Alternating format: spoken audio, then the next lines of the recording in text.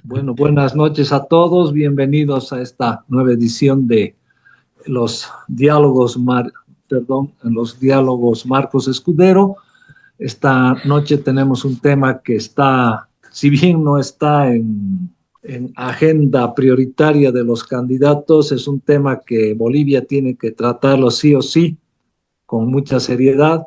Ya hemos visto algunos documentos que han estado saliendo, algunos artículos, la mayoría muy interesantes, y bueno, el tema tiene que entrar ya en una fase, yo creo, un poco más de detalle, y para ello es bueno conocer pues la experiencia ecuatoriana. Y para conocer la experiencia ecuatoriana sobre la dolarización, esta noche han sido invitados nuestro amigo Simón Pachano, que es sociólogo, profesor de la Flaxo en Quito y de la Universidad de Salamanca, y el economista y exministro de Economía de Finanzas, Alfredo Arizaga, que fue justamente el hombre que diseñó la dolarización en el Ecuador en el gobierno de Yamil Mahuad. Muy bien, Roberto, muy interesante, y sobre todo es pues aleccionador el que repitas que Bolivia está mejor preparada que el Ecuador hace 25 años para encarar un proceso de este tipo, aunque también tiene sus peros. Es cierto, el sistema bancario, hay más de 50 entidades financieras reguladas por por la ASFI, y hay todo un sistema que maneja la gente con mucha soltura, con mucha facilidad en transacciones bancarias que facilitaría. También es cierto, y eso yo lo he comprobado en las empresas en las cuales estoy en los directorios, que seguimos manejando el bimonetarismo, que todo se convierte automáticamente en el tipo de cambio del día. Entonces, estamos mejor preparados, pero y sobre todo en el campo político. Es por eso que es bueno abrir aquí el debate. Tenemos a Fernando Candia, tenemos a José Gabriel Espinosa, a Rubén Ferrufino, gente muy, muy preparada en estos temas financieros y de la macroeconomía, que seguramente nos van a ilustrar mejor. También está Henry Oporto. A todos ellos les pido pues que participen y lo hagan con la mayor brevedad posible. ¿Quién Raúl, quiere comenzar? Rubén. Rubén, por favor, adelante. no, agradecer la presentación tan excelente que hace Alfredo Arizaga y también a Simón Pachano. Ciertamente en el país no existe un convencimiento de que la vía es la dolarización, quizás porque todavía no se ha llegado a un nivel de debate lo suficientemente amplio y estructurado sobre esta posibilidad. En todo caso, lo central, digamos, es que una dolarización le quita de una vez el poder de impresión de billetes a los políticos, aspecto que suena muy, muy atractivo, particularmente en países con una elevada inflación, como ha sido el caso de Bolivia, ¿no? Se dice, bueno, ha sido hace 40 años hemos tenido ese periodo de alta inflación, pero más allá de que sean 40 años, eso ha dejado huellas muy duras, ¿no? En generaciones que han atravesado ese periodo de crisis monetaria. Dicho eso, un par de preguntas.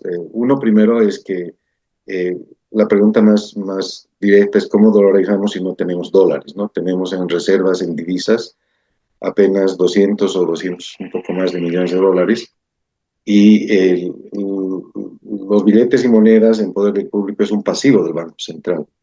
Entonces, eso es aproximadamente 10.000 millones de dólares, al tipo de cambio oficial, por supuesto. En la medida que se deprecia, por supuesto, también eso se reduce. Pero aún así, digamos, el país no tiene ni con financiamiento del Fondo Monetario ni del FLAR, no tendría disponibilidad de liquidez, además que tiene un problema de cuenta corriente deficitaria. Entonces, la pregunta es cómo hacemos eso sin contar con los dólares para poder sustituir la moneda. Va a haber, en el caso de los depósitos del público, que son como 30.000 millones de dólares, gente que va a necesitar o va a querer sacar dólares, ¿no? Para volverlos a depositar posiblemente al día siguiente, pero va a querer tener en sus manos billetes verdes, ¿no? Para verificar que sus cuentas de ahorro, más allá de ser un asiento contable, detrás de ellos tienen billetes efectivos, ¿no? De moneda extranjera para respaldarlos. Ahí mi comentario y mi pregunta. Gracias, Raúl. Muy bien, gracias Rubén. No sé si Roberto o Alfredo, ¿quién quiere contestar a Rubén? Bueno, esta era una de las preguntas que quedó flotando en la reunión anterior y Alfredo dijo, justamente cuando no hay dólares es cuando necesitamos emprender la dolarización, por si hubiera no habría ningún problema, pues, hacemos una caja de conversión y listo, ¿no? Así que yo le cedería la palabra a él, no sin antes mencionar que en realidad la base monetaria en este momento en Bolivia es 70.000 millones de bolivianos, ¿no? Sí, O 71.500, una cosa por el estilo. Por supuesto, son 10.000 millones al tipo de cambio oficial, que todos ya saben que no existe, pero son menos de 5.000 al tipo de cambio real que está ya en las casas de cambio en la calle. Así que lo que tendríamos que ver es si se pueden conseguir estos 5.000 al menos para poder cambiar los billetes, habida cuenta que en el Banco Central hay 2.300 o 2.500 nada más de dónde conseguimos el saldo. En todo caso, 5.000 es mucho menos de lo que han planteado todos los partidos políticos que están hablando de 8 a 12.000 millones de dólares para poder estabilizar la economía. O sea, la posibilidad de hacerlo por la vía tradicional es entonces mucho más difícil que hacerlo por esta vía en términos de dónde conseguir la plata, ¿no? Alfredo. Sí, gracias, Raúl. Efectivamente, Roberto, no te extrañe que los principales economistas de Bolivia te digan que hay que volver a intentar las mismas fórmulas que se han intentado en los últimos 40 años y que proponer la dolarización es una locura. Eso ha pasado en cada país donde se ha evaluado la viabilidad y la conveniencia de dolarizar. Incluso hoy, después de 25 años de resultados exitosos de la dolarización en Ecuador, tenemos a grandes economistas diciéndonos, pero sí podíamos haber intentado de otra manera. La dolarización en Ecuador fue una respuesta no a una crisis del año 99, fue una respuesta a 20 años de depreciación continua del tipo de cambio con inflación promedio del 50% anual. Entonces, un país no puede vivir con 50% anual de inflación y pretender que va a mejorar las condiciones de vida de la gente. Porque al final del día, lo que hacemos los economistas debería reflejarse en una mejora continua de condiciones de vida de la población. Y si no lo conseguimos, estamos fracasando. Ahora, yendo al comentario de Rubén, se necesitan más dólares para estabilizar la economía con moneda propia que dolarizando. Esto ya lo dijo Roberto y es un hecho. Entonces, ¿por qué es así? Porque cuando tienes moneda propia, tienes que tener un músculo financiero en el Banco Central que no solamente te permita estabilizar la economía, sino que te permita convencer a los agentes económicos de que vas a poder estabilizar la economía. Cuando has dolarizado, ya la cosa es como es. Como dicen ahora los chicos jóvenes, es lo que hay. Entonces, ya retiras los bolivianos de circulación y la gente empieza a moverse en dólares. Y es la economía real la que reacciona al nivel de liquidez que exista en el mercado. Entonces, ¿cuántos dólares necesitas para retirar los bolivianos de circulación? Los economistas nos hacemos un montón de fantasías hablando de M2, de M1, de la base monetaria, de las especies monetarias en circulación.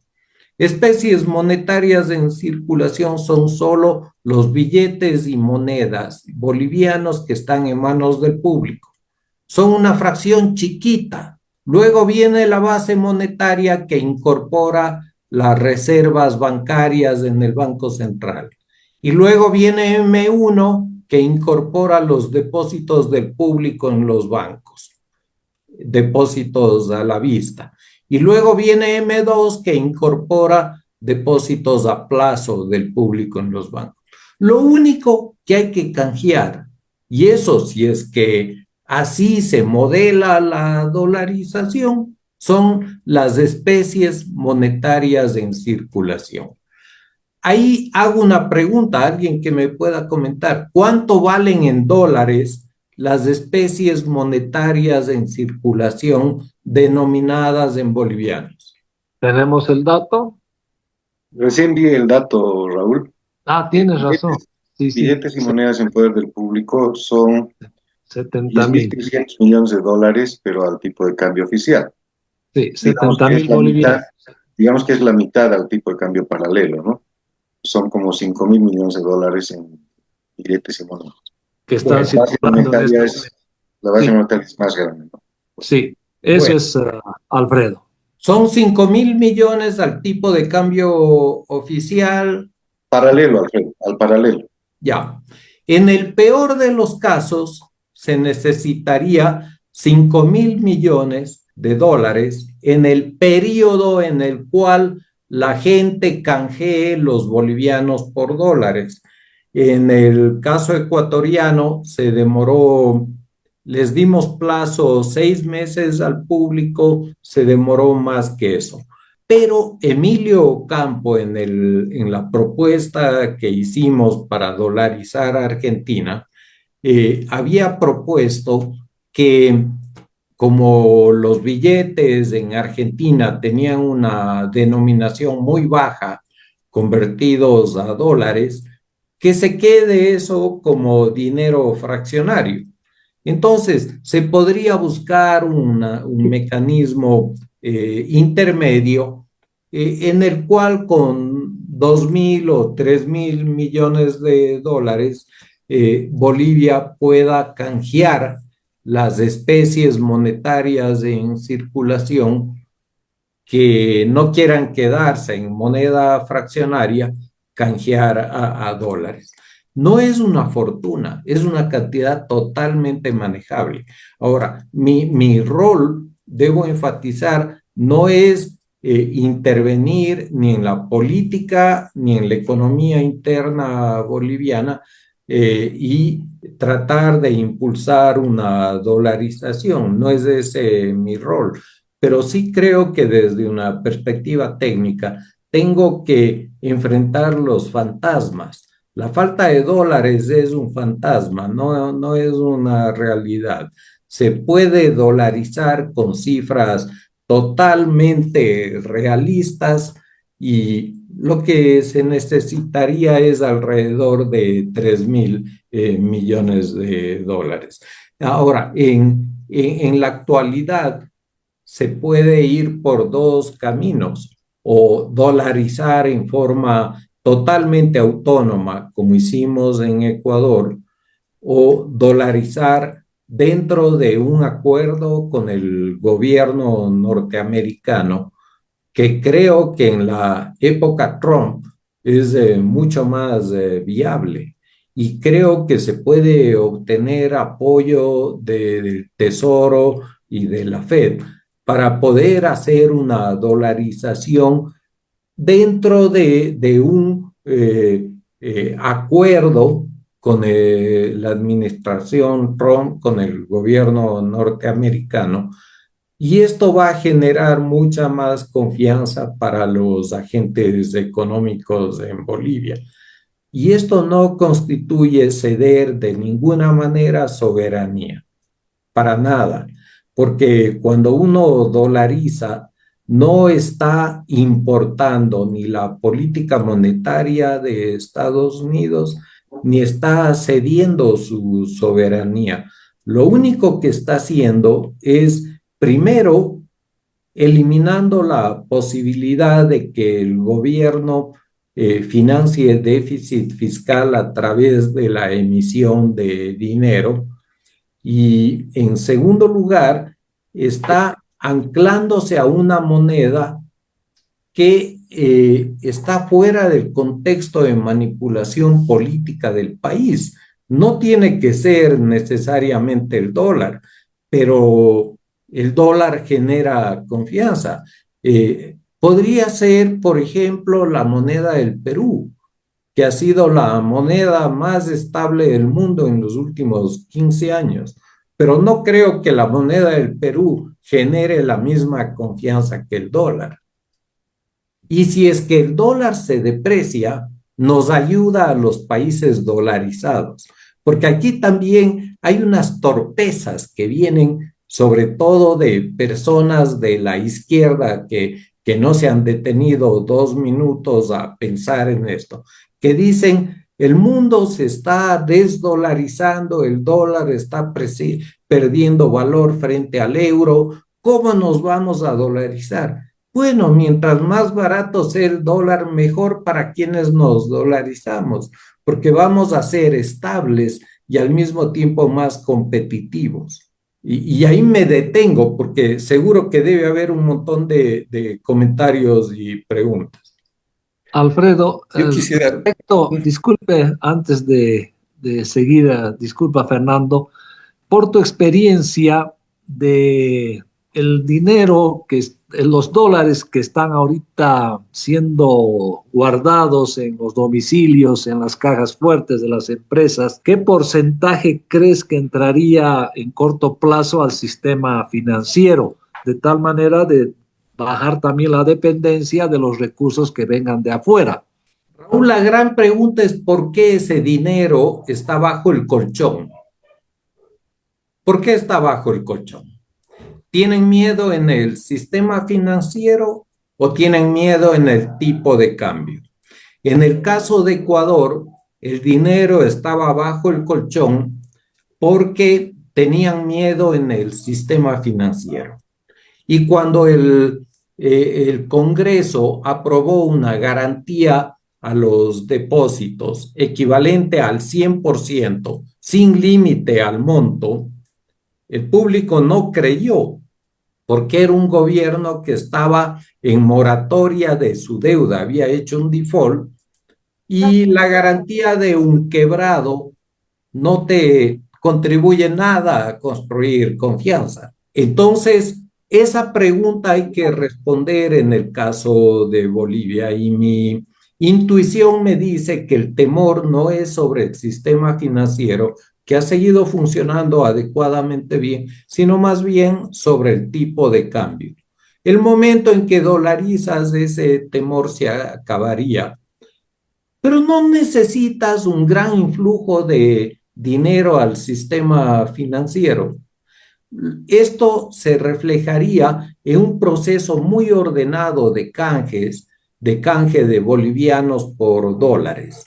Y creo que si es que hay un flujo positivo de dinero hacia las instituciones financieras, esto en una parte se va a ir al Banco Central como proporción del encaje, y el Banco Central va a tener más liquidez para poder enfrentar ese canje de moneda.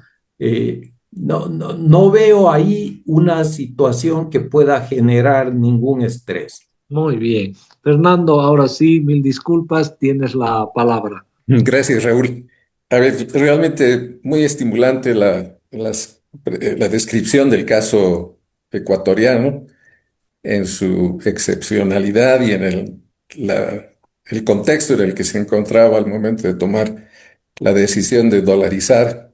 Y tal como acabamos de escuchar hace unos minutos, en la entrevista que tuvo el presidente Mauad con justamente el señor Paña en Argentina, él decía, creo, con bastante humildad y claridad, que él no quiere convertirse en un predicador de la dolarización, sino que su interés es mostrar una experiencia que a su criterio es exitosa o ha sido exitosa, y no va más allá de eso, digamos, ¿no? Porque tratar de hacer de esto, digamos, todo un nuevo paradigma al cual hay que abrazarlo por sus bondades, creo que hay mucha distancia, ¿no? A ver, yo quisiera comenzar por algunas cosas de orden práctico y tal vez previamente un comentario un poco por dos razones que se han mencionado como fundamentales para ir a la dolarización.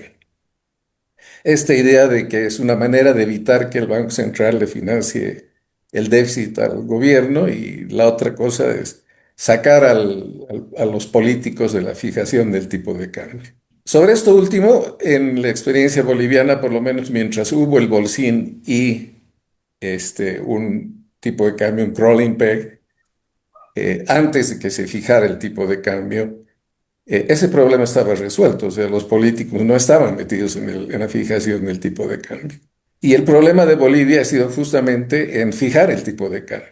Y el problema boliviano hoy día es justamente cómo salir de un tipo de cambio fijo. Y obviamente el menú de opciones es variado y habrá que ver en la campaña de los partidos políticos que van a terciar en las elecciones y después en el gobierno que asuma qué camino, qué camino eligen. Y sobre el financiamiento del déficit, es decir, tenemos una ley del Banco Central que ha funcionado relativamente bien hasta que obviamente se comenzó a violar la ley y el Banco Central comenzó a financiar el déficit público. Esa debilidad institucional es muy profunda y es un problema mucho más grande que solamente el cambiario. Entonces, atacar esta falta de respeto a la institucionalidad va más allá del tema cambiario, por supuesto, y del Banco Central, pero no pasa por, ¿no es cierto?, eliminar la política, una herramienta de la política monetaria, ¿no?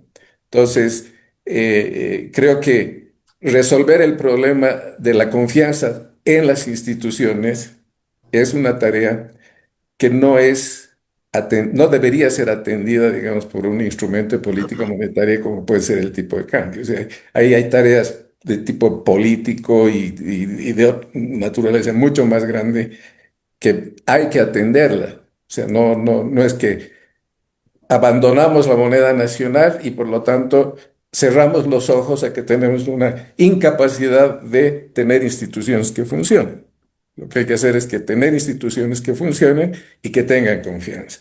Lo otro que quisiera decir es que, que no hay que desperdiciar las observaciones clásicas a la dolarización, ¿no es cierto? Porque si bien es cierto que si adoptáramos el dólar y el dólar pierde valor en el mundo, es como si Bolivia devaluara.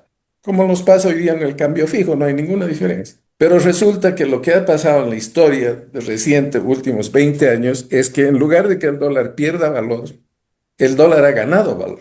Y es como si Bolivia hubiera revaluado. En términos reales, en los últimos, redondeando 20 años, casi 40% ha sido la revaluación real del dólar, independientemente del porcentaje.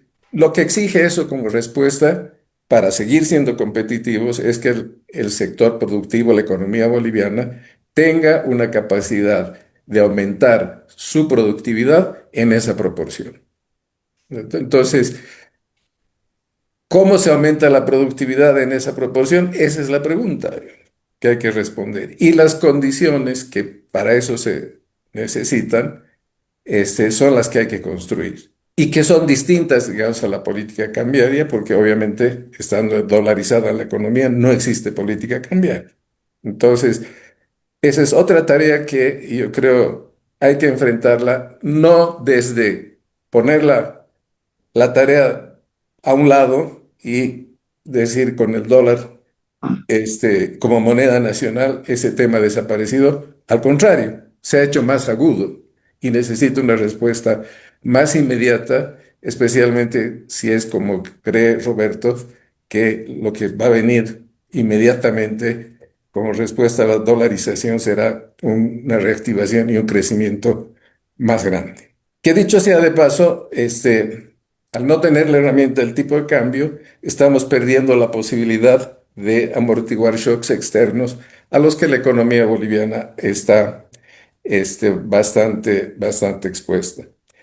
Entonces, yo creo que es una simplificación muy grande pensar que en este momento dolarizar la economía en Bolivia ha de ser parte de la solución a sus problemas de salir del tipo de cambio fijo. Entre otras cosas, porque el sistema financiero, primero, no está quebrado. Segundo, representa prácticamente el 100% del PIB. Entonces, y tercero, estamos en una situación particular en la que existen como 2.000 millones de dólares que la gente quiere retirar del sistema financiero. Entonces, no es que basta con canjear la base o canjear los billetes y monedas. La primera reacción va a ser que todas estas personas que durante 2 años van a la ventanilla de los bancos a retirar sus dólares de 100 en 100, los van a querer retirar de la noche a la mañana. Que después vuelvan en un tiempo indeterminado otra vez a la economía es otra cosa. Pensar que, por ejemplo, los dólares en los colchones son los que van a servir para hacer el canje del dinero en la economía, eso no va a suceder así, porque el que tiene que hacer el canje, en este caso, es el Estado y en lo que sería el Banco Central en extinción. Y hacer ese canje, por ejemplo, con deuda, sería el mayor error que se puede cometer, que es el caso argentino actual, ¿no es cierto? O sea, Argentina no puede dolarizar y probablemente nunca va a dolarizar, justamente porque no está pudiendo acumular las reservas suficientes como para poder hacer la dolarización plena. Y la mayor crítica que hoy día tiene el programa argentino es que la constitución de sus reservas está siendo hecha con deuda y no con un ingreso, digamos, de dólares de inversión extranjera o de superávits en la cuenta corriente. Entonces, yo veo extremadamente inconveniente, para decirlo claro y pronto, el pensar que dolarizar la economía ha de ser parte, digamos, de la solución en la que estamos buscando, digamos, como país en la crisis en que nos encontramos. Muchas gracias, Fernando. Es muy, muy interesante y refleja una, una verdad que está ahorita latente en en los mismos banqueros, ¿no? Que están reacios a esta política de dolarización de la economía, justamente por los baches que tendrían respecto a la capacidad de administrar una economía dolarizada, ¿no? Con una cartera sin mantenimiento de valor, con falta de dólares en el Banco Central, como ha explicado Rubén, y con todos los mecanismos burocráticos, para decirlo suave, que sufre este país respecto a su institucionalidad. Entonces, esos son elementos importantes que hay que considerar. No sé si alguien más está para el debate, alguien más pueda poner algo. Alfredo, si tienes algo respecto a lo que dijo Fernando, para ya ir cerrando este encuentro. Sí, con mucha cordialidad, Fernando, algunos temas. Primero, el dólar no ha ganado valor 40% en los últimos 20 años. Cuando dolarizamos el tipo de cambio del dólar frente al euro, era 0,9. Hoy día está en 1,2. El dólar se ha debilitado, no ha ganado valor. Eso nos ha ayudado, pero no quiere decir que la dolarización ha funcionado en Ecuador por el debilitamiento del dólar. Luego, tú mencionas un tema que es sumamente importante, y es que la mejora de condiciones de vida de la población hacia adelante no está por elementos como el tipo de cambio, que son variables nominales. Está asentado en variables reales, la productividad. Hoy día los empresarios bolivianos están enfocados en cómo ganar financieramente, no en cómo ganar operativamente. La experiencia de Ecuador y de Perú, que Perú es un país que es muy parecido a una economía dolarizada, porque el objetivo del Banco Central no es mantener un tipo de cambio real, sino un tipo de cambio nominal. Por eso es que la moneda peruana ha sido la más estable del mundo en los últimos 15 años. Es muy parecido a un país dolarizado. Y las exportaciones no extractivas en Perú y en Ecuador han crecido mucho más que, por ejemplo, en Colombia, que es presentado con frecuencia como un ejemplo de un país, de un banco central independiente y de un manejo de tipo de cambio flexible exitoso. ¿Por qué no crecen al mismo ritmo las exportaciones no extractivas de Colombia? Porque un empresario busca certidumbre. Y cuando uno mira el tipo de cambio real en Colombia, en Brasil y en Chile, tiene una volatilidad que no le da ninguna certidumbre al empresario. Entonces, no vamos a alcanzar el objetivo de que los empresarios se enfoquen en temas reales de productividad a través de un tipo de cambio flexible. Y esto es algo que estamos aprendiendo recién ahora, porque antes todos creíamos en el mainstream de que hay que manejar un tipo de cambio flexible que le ayude a la economía a enfrentar shocks externos. La realidad está demostrando que los shocks externos tienen más impacto en un país con moneda propia que un país dolarizado. Porque en un país con moneda propia no solamente tienes que tener músculo para enfrentar el shock externo, sino que tienes que convencer a los agentes económicos de que vas a poder enfrentar ese shock externo. Entonces, cuando el Banco Central de Estados Unidos sube la tasa de interés, el esfuerzo que tiene que hacer el Banco de la República de Colombia es mucho mayor al que tiene que hacer el Ecuador. En realidad, el Ecuador no tiene que hacer ningún esfuerzo. Esto es algo que rompe los paradigmas de la economía tradicional que hemos estudiado durante años. Y es difícil aceptar. ¿Qué va a pasar con los depósitos del público?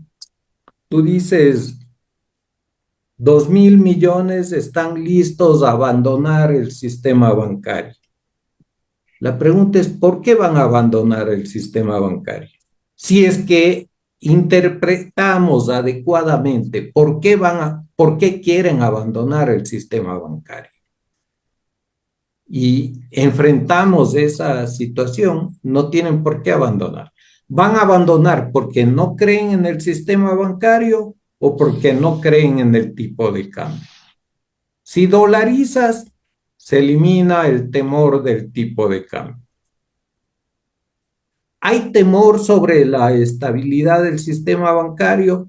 Yo no puedo responder eso. No tengo suficiente conocimiento de la economía boliviana para poder saber esto. Entonces, yo repito, igual que Yamil lo hizo en esa conferencia en Argentina, no estamos tratando de ser evangelistas de la dolarización. Yo creo que reuniones como esta nos permite evaluar con mucha cordialidad y en un nivel técnico qué puede funcionar y qué no puede funcionar. Y poder enfrentar los fantasmas que en el caso de Ecuador fueron muy intensos. O sea, yo les diría que el 90% de los economistas más prestigiosos de Ecuador nos decían que estábamos cometiendo una locura y que íbamos a matar las exportaciones no extractivas, por ejemplo. Y la realidad es que la evolución ha sido totalmente al contrario. Y sí, es reconocer que la institucionalidad es débil y que no podemos manejar una independencia verdadera del Banco Central y poder con normas internas impedir que el Banco Central financie al fisco. Pero esa es la realidad. O sea, ¿qué más podemos hacer? Gracias, Alfredo. A Roberto, con eso cerramos, por favor. Ya, si no hay más preguntas de acuerdo, y creo que la pregunta de Fernando Candia es muy pertinente, ¿no? Eh, no vamos a resolver el problema central del desarrollo que tiene que ver con la productividad, sin duda. ¿Cómo resolvemos el problema de la productividad? Con inversión. Y la inversión no va a llegar si no hay, como lo ha señalado claramente Alfredo, si no hay certidumbre, si no hay capacidad de mantener un cálculo económico de mediano y largo plazo para poder hacer inversiones de mediano y largo plazo, que son las que verdaderamente se necesitan para introducir nuevas industrias, nuevas tecnologías, etcétera, y competir en los mercados mundiales. El tema de la defensa de los shocks externos, pocas veces nos hemos dado cuenta de eso, pero casi siempre han sido manejar el tipo de cambio para proteger a un sector exportador que es el que ha sufrido una caída de precios, un problema muy serio. Pero cuando se hace eso, casi siempre se hace a costa del resto de los consumidores. ¿No es cierto? Porque se protege con un tipo de cambio devaluado al sector exportador que está sufriendo una pérdida de valores, pero quienes pagan realmente el costo de esa protección son los consumidores que tienen que pagar más caro por los bienes importados e incluso los otros exportadores quedan no pueden aprovechar tan fácilmente el problema. Y lo que aquí creo que tenemos que hacer es pensar si realmente estamos proponiendo una política para rescatar al Estado o una política para rescatar al ciudadano, al agente económico, al emprendedor y al inversionista.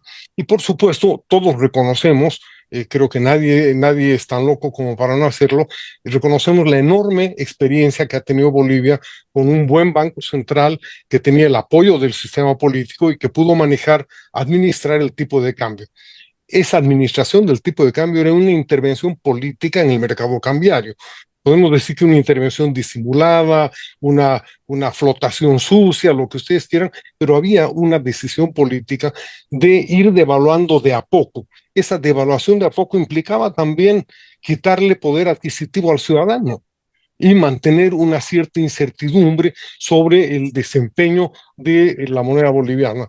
Mantuvimos una alta desconfianza y prueba de ello es que el 2003, cuando hubo el golpe que derribó a Goni, ¿no es cierto? Cerca del 90% de los depósitos eran nominados en dólares en el país.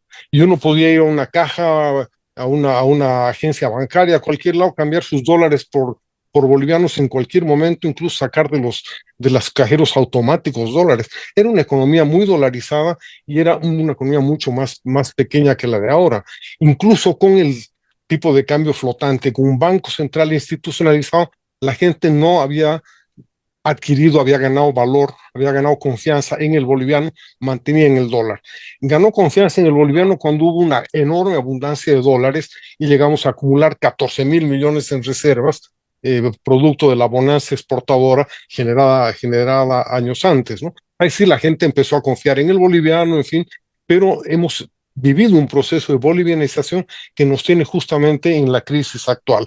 De manera que yo creo que intentar volver a estabilizar la economía, devolverle la institucionalidad es, como yo he dicho, agarrar el camino más difícil en este momento y más costoso, porque vamos a necesitar más dólares, vamos a necesitar convencer a más gente y vamos a necesitar hacer un esfuerzo superior para recuperar la institucionalidad, recuperar la confianza de la gente, ganar dólares, ganar confianza afuera, hacer alianzas aquí, hacer alianzas afuera. De manera que yo quiero insistir en que sigamos pensando, tratando de pensar fuera de la caja, de esa caja ajena en la que está puesto el Ecuador.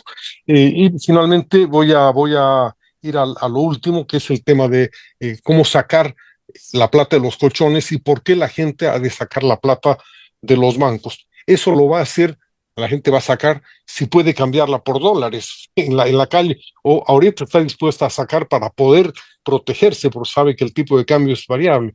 Cuando la economía esté dolarizada, puede ser que la saque o puede ser que no la saque, y si hay buenos tipos de cambio, buenos programas atractivos de parte del sistema bancario, van a volver muy rápidamente y van a salir muy rápidamente los colchones, porque la gente sabe que es peligroso tener sus ahorros en la casa o en los colchones. Mucho mejor tenerlos en el banco, mejor si ganan algo de interés. Finalmente, creo que hay una lección, no del Ecuador, sino de Panamá, que es muy importante para el sistema bancario, y es que la mayor parte de la protección del ahorrista no solo está en el sistema bancario, sino en la internacionalización del sistema bancario. La mayor parte de los bancos panameños está fuertemente internacionalizado, de manera que la necesidad del prestamista de última instancia que la cumple el Banco Central, la cumplen miles de bancos privados que están vinculados o están relacionados con los bancos panameños. Eso es algo que ha logrado Panamá con mucha mayor tranquilidad que el Ecuador, pero me imagino que en el Ecuador están avanzando también hacia eso, y creo que en Bolivia, mejor que recuperar la confianza en el Banco Central y en las instituciones burocráticas, sería promover una mayor internacionalización del sistema bancario, fortalecerlo más y promover una mayor bancarización de los propios bolivianos. Ahí va a ser mucho más fácil dolarizar con cartoncitos, con tarjetas y QRs que con billetes.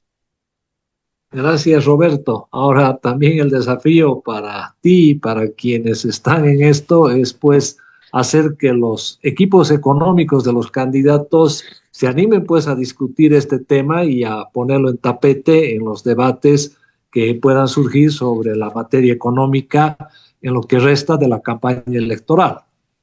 Bueno, con eso yo creo Raúl, que ¿puedo decir algo, una cosa muy corta? claro, con No, todo gusto. respecto a este tema, yo creo que hay que considerar que la dolarización, claro, se la toma en un momento determinado, pero toma un tiempo en su implementación. Y Alfredo hacía mención de que el tiempo que se estableció en Ecuador para cambiar toda la moneda fue de 6 meses, pero en realidad duró más de un año y medio. Y eso permite precisamente no solo que la economía se vaya adaptando, sino que las personas vayan adaptándose y tomando confianza. En segundo lugar, creo que hay un efecto de la dolarización que lo señalaba Roberto, que es el que no hay más devaluación. La devaluación, ¿a quién afecta? La devaluación afecta a la mayoría de la población, beneficia a un pequeño sector y afecta a quienes tienen ingresos fijos y a quienes viven de un trabajo de cuenta propia, digamos, ¿no? De todo el sector informal, en fin. Entonces creo que ahí rápidamente se sienten los efectos positivos que tuvo la dolarización. Y me parece que finalmente, respecto a la pregunta, Raúl, que hacías inicialmente, ¿quiénes fueron los beneficiarios o los perjudicados? Yo creo que los perjudicados en el caso ecuatoriano fueron los malos bancos. En Ecuador cayeron, si no me equivoco, Alfredo, alrededor del 40% de la banca o el 60%, no estoy, ¿no? 60%. El 60% de la banca desapareció, que eran los bancos justamente a los que hacía referencia Alfredo, que tenían préstamos vinculados y todo ese manejo. Esto ya no podía hacerse con la dolarización. Si bien el proceso empezó antes, el proceso de depuración, pero gracias a la dolarización se logra que ese proceso se consolide y funcione como debe ser. Y este momento, o a partir de ese momento hasta ahora, no ha habido un problema bancario de esos tipos en Ecuador. Entonces creo que son elementos que hay que considerarlos. Yo tampoco estoy dando receta de la dolarización, estoy simplemente reflejando. El Ecuador tiene otro tipo de problemas, que es un problema de no crecimiento. Hasta el año 2000, justamente, cuando se hace la dolarización, desde el año 80, en esos 20 años, el per cápita no creció. Y desde el año 2004 en adelante o 2006 en adelante, tampoco ha crecido el ingreso per cápita, ¿no? Ha crecido el PIB, pero el per cápita no. Entonces, ese ya es otro problema. Pero hay casos fundamentales que tienen que ver con la dolarización, como por ejemplo que en este momento la exportación de camarones y de productos del mar y la exportación de flores sobrepasan a la exportación petrolera, lo que es un hecho importantísimo en el Ecuador.